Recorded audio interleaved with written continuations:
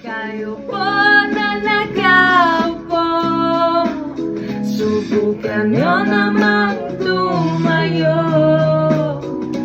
At baka matanaw ninyo ang tunay na kalagayan ko.